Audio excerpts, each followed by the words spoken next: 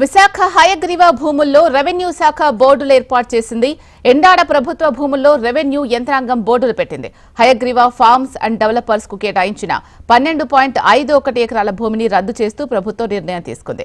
వృద్ధులు old age home నిర్మాణం పేరుతో భూములు తీసుకుని రియల్ ఎస్టేట్ వ్యాపారం చేసినట్లు విచారణలో నిర్ధారణ అయింది. భూమి కేటాయింపు జరిగాక అసలు ఉద్దేశాన్ని పక్కన పెట్టి అనేక తప్పిదాలు జరిగినట్లు అధికారులు గుర్తించారు. అనాథలకు వృద్ధులకు ఇళ్లు నిర్మిస్తామని చెప్పి 54% నిర్మాణాలకు అనుమతించిన భూమిలో 90% అమ్మకాలు జరిగినట్లు వివరాలు సేకరించారు. రియల్ ఎస్టేట్ వ్యాపారం చేయాలి అనే ఉద్దేశంతోనే హయగ్రీవ సంస్థ ఈ భూములను విక్రయించాలని చూసిందని నిర్ధారణకు వచ్చింది. ఇది భూ కేటాయింపు నిబంధనలకు విరుద్ధమని రుజువు కావడంతో హయగ్రీవ సంస్థకు కేటాయించిన 12.51 ఎకరాలను రద్దు చేస్తూ ప్రభుత్వం నిర్ణయం తీసుకుంది. దీంతో ఆ భూముల్లో బోర్డులు ఏర్పాటు చేసింది రెవెన్యూ శాఖ. రైట్, ఇక ఇదే అంశానికి సంబంధించి పూర్తి అప్డేట్స్ అందించడానికి మా ప్రతినిధి అనురాధ లైవ్ లో సిద్ధంగా ఉన్నారు. అనురాధ, శీలా, విశాఖపట్నంలోనే అత్యంత వివాదాస్పదమైన భూములకు సంబంధించి హయగ్రీవ ల్యాండ్స్ గత కొద్ది కాలంగా కూడా ఈ భూముల మీద కోర్టు కేసులు నడుస్తున్నాయి. అలాగే చాలా వివాదాస్పదంగా రాజకీయ వివాదాలకు కూడా ఈ భూములు కేంద్ర బిందువుగా మారాయి. ఎందుకనంటే మాజీ ఎంపీ ఎంవివి సత్యనారాయణ చాలా కీలకంగా ఈ భూముల వ్యవహారంలో ఉండటం, అతని మీద ఈ భూములకు సంబంధించి ప్రధానంగా మొదట ఈ భూముల్ని ప్రభుత్వం నుంచి లీజుకి తీసుకున్న జగదీశ్వరుడు అతని మీద కేసులు పెట్టడం, ఈ వ్యవహారాలు మొత్తం కోర్టుల చుట్టూ తిరగడం, రాజకీయ నేపథ్యం కూడా ఉన్న నేపథ్యంలో ఈ భూములకి అత్యంత వివాదాస్పద ల్యాండ్స్ గా హయగ్రీవ ల్యాండ్స్ అనేవి విశాఖపట్నంలో ఉన్నాయి. అయితే ఇప్పుడు తాజాగా ఈ భూముల మీద జరిగిన ఇన్వెస్టిగేషన్స్ కానీ వీటిలన్నిటికి సంబంధించి ఈ భూముల్లో అన్యాక్రాంతం జరిగింది అని చెప్పి కోర్టు నిర్ధారిస్తూ ఆ భూముల్ని వెనక్కి తీసుకోవాలి, ప్రభుత్వం వాటిని స్వాధీనం చేసుకోవాలని చెప్పి ఒక డెసిషన్ కి రావడం నేపథ్యంలో ఇప్పుడున్న అధికారులంతా కూడా హయగ్రీవ ల్యాండ్స్ దగ్గర ఇప్పటికే ఆ భూముల స్వాధీనం కోసం జిల్లా కలెక్టర్కి ఆదేశాలు రావడంతో అక్కడ భూములను స్వాధీనం చేసుకునే ప్రక్రియను అయితే మాత్రం ప్రారంభించారు. ఈ హయగ్రీవ ల్యాండ్స్ కి సంబంధించి 51 ఎకరాలు 12 ఎకరాల 51 సెంట్ల భూమిని ప్రధానంగా వీళ్ళు ఓల్డేజ్ హోమ్ ని నిర్మిస్తాము అని చెప్పి జగదీశ్వరుడు అన్న వ్యక్తితో పాటు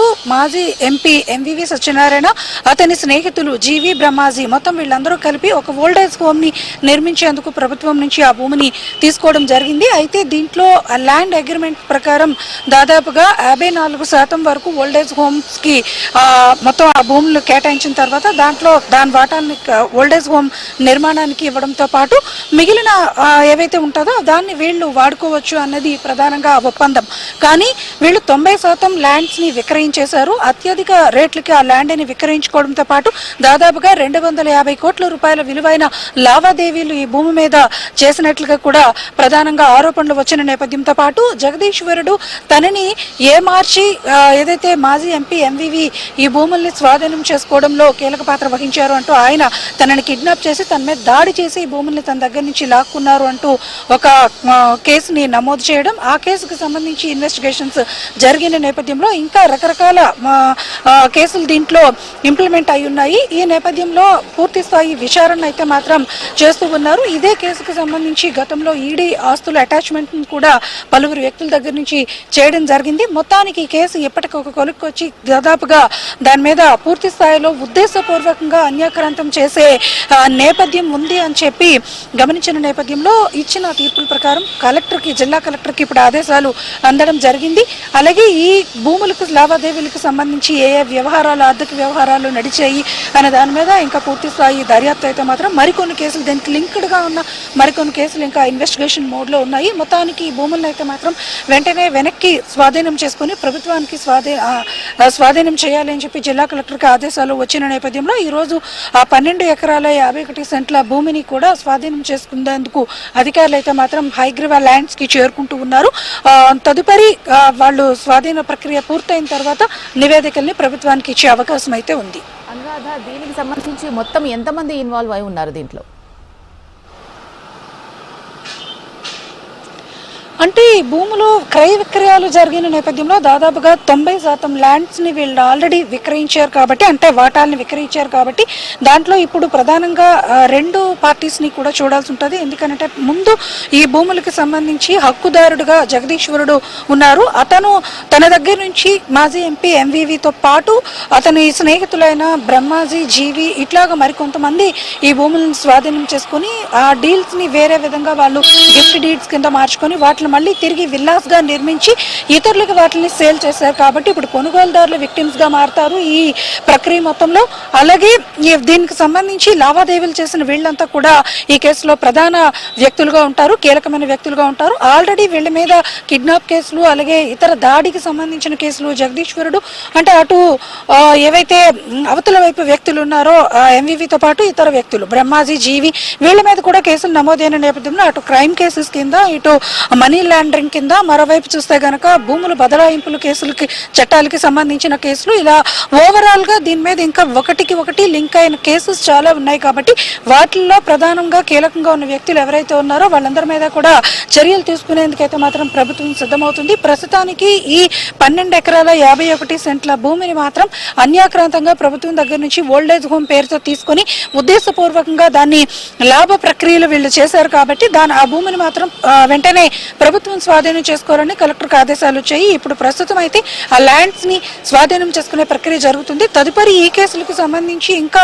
కోర్టులో వివాదాలు కొన్ని నడుస్తూ ఉన్నాయి. కాబట్టి దాంట్లో ప్రధానంగా ఎవరైతే ఉన్నారో వాళ్ళ మీద కూడా తదుపరి చర్యలు ఉంటాయి. అలాగే కొనుగోలుదారులు ఎవరైతే ఉన్నారో ఆ కొనుగోలుదారులు విక్టిమ్స్ గా మారిన నేపథ్యంలో ఒకవేళ వాళ్ళ వెర్షన్స్ ఏమైనా ఉంటాయి అవి కూడా కోర్టులు వినాల్సి ఉంటుంది. వీటిలన్నింటి నేపథ్యంలో ఈ కేసు ఇంకా పూర్తి స్థాయి ఇన్వెస్టిగేషన్ అయితే మాత్రం జరగాల్సింది. భూమి మళ్ళీ రిటర్న్ ఇచ్చేయాలి ప్రభుత్వానికి అని కలెక్టర్కి ఆదేశాలు జారీ అయ్యాయని చెప్తూ ఉన్నారు కదా. ఈ నేపథ్యంలో కొనుగోలుదారులు కూడా అమౌంట్ పెట్టుంటారు కాబట్టి వాళ్ళకి అమౌంట్ రిటర్న్ ఇచ్చే అవకాశం ఉందా? ప్రస్తుతం ఈ వివాదం ఈ రోజుది కాదు, గత దశాబ్ద కాలం నుంచి కూడా ఈ వివాదం కోర్టులో నడుస్తుంది. అయితే వాళ్ళు కూడా కోర్టు కేసులు వేసి ఉన్నారు కాబట్టి ఈ ల్యాండ్ అయితే మాత్రం ఓల్డేజ్ హోమ్స్ నిర్మాణం కోసమనే తీసుకున్నారు. ఆ విధంగానే మొదట దాని ఒప్పందాలు అనేవి జరిగాయి. కానీ అది పూర్తిగా ఉద్దేశపూర్వకంగా వీళ్ళు రియల్ ఎస్టేట్ వ్యాపారం దాంట్లో చేశారు. కాబట్టి ఆ ప్రక్రియను అంతటినీ కూడా వెంటనే నిలుపుదల చేయాలని కోర్టులో వివాదాలు కూడా జరుగుతున్నాయి. ఆ నేపథ్యంలో జరిగిన వాదోపవాదాల మీదట ఈ నిర్ణయం అయితే మాత్రం తీసుకోవడం జరిగింది. ప్రభుత్వం స్వాధీనం చేసుకున్న తరువాత తదుపరి ఆ కేసుల్లో వచ్చే అంశాలను బట్టి తదుపరి నిర్ణయాలు ఏంటి అన్నది ఉండే అవకాశం ఉంటుంది.